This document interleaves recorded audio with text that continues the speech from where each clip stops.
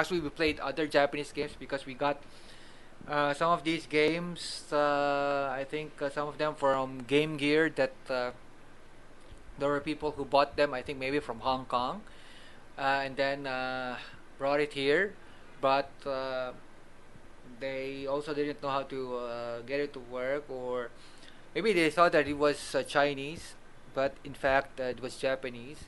And at the time, we also couldn't really play it as well as maybe now.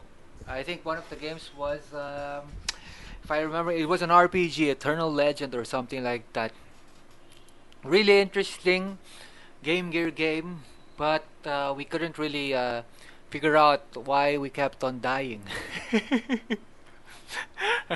We knew that we had to choose something here so that we could survive. I think eventually we figured out that there's an item like a potion that we could use to increase the health. But of course, if you go to the store, there's a lot of these things coming up in the words, and how do you figure out which one is which, and things like that. And eventually, I think in my case, what I remember was I was able to go around the map, and I figure out that maybe there's somewhere there that I need to go, maybe a dungeon or something.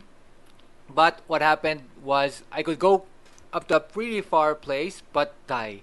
And maybe if I had more potion, then I could survive or something, because you have the effect like like that.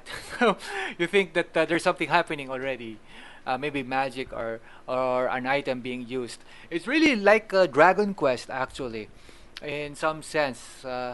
Although with regard to the story, I couldn't really read the story very well. It was when I was still in grade school.